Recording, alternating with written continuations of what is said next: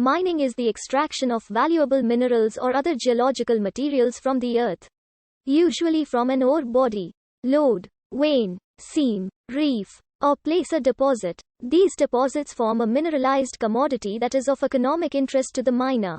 Ores recovered by mining include metals, coal, oil shale, gemstones, limestone, chalk, dimension stone, rock salt, potash, gravel, and clay. Mining is required to obtain any material that cannot be grown through agricultural processes or feasibly created artificially in a laboratory or factory.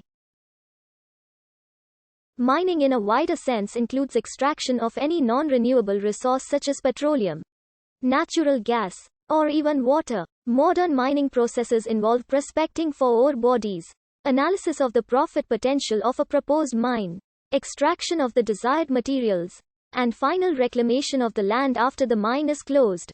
Mining operations usually create a negative environmental impact, both during the mining activity and after the mine has closed. Hence, most of the world's nations have passed regulations to decrease the impact. Work safety has long been a concern as well, and modern practices have significantly improved safety in mines. Since the beginning of civilization, people have used stone, ceramics and, later, metals found close to the Earth's surface. These were used to make early tools and weapons. For example, high-quality flint found in northern France, southern England and Poland was used to create flint tools. Flint mines have been found in chalk areas where seams of the stone were followed underground by shafts and galleries. The mines at Grimes Graves and Kremyonki are especially famous, and like most other flint mines, are Neolithic in origin. Other hard rocks mined or collected for axes included the greenstone of the Langdale axe industry, based in the English Lake District. The oldest known mine on archaeological record is the Ngwenya mine in Eswatini, which radiocarbon dating shows to be about 43,000 years old. At this site, Paleolithic humans mined hematite to make the red pigment ochre. Mines of a similar age in Hungary are believed to be sites where Neanderthals may have mined flint for weapons and tools. Ancient Egyptians mined malachite at Madi. At first, Egyptians used the bright green malachite stones for ornamentations and pottery. Later, between 2613 and 2494 BC, large building projects required expeditions abroad to the area of Wadi Maghara in order to secure minerals and other resources not available in Egypt itself. Quarries for turquoise and copper were also found at Wadi Hamamt, Tura, Aswan and various other Nubian sites on the Sinai Peninsula and at Timna. Mining in Egypt occurred in the earliest dynasties. The gold mines of Nubia were among the largest and most extensive of any in ancient Egypt.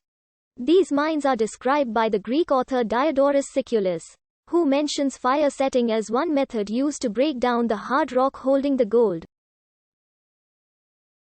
One of the complexes is shown in one of the earliest known maps. The miners crushed the ore and ground it to a fine powder before washing the powder for the gold. Dust mining in Europe has a very long history.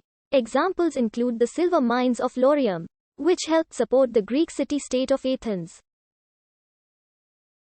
Although they had over 20,000 slaves working them, their technology was essentially identical to their Bronze Age predecessors. At other mines, such as on the island of Thasos, marble was quarried by the Parians after they arrived in the 7th century BC. The marble was shipped away and was later found by archaeologists to have been used in buildings, including the tomb of Amphipolis. Philip II of Macedon, the father of Alexander the Great, captured the gold mines of Mount Pangeo in 357 BC to fund his military campaigns.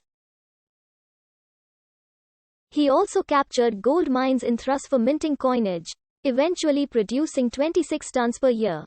However, it was the Romans who developed large-scale mining methods, especially the use of large volumes of water brought to the mine head by numerous aqueducts. The water was used for a variety of purposes, including removing overburden and rock debris, called hydraulic mining, as well as washing comminuted or crushed ores and driving simple machinery. The Romans used hydraulic mining methods on a large scale to prospect for the veins of ore, especially a now obsolete form of mining known as hushing. They built numerous aqueducts to supply water to the mine head. There, the water stored in large reservoirs and tanks.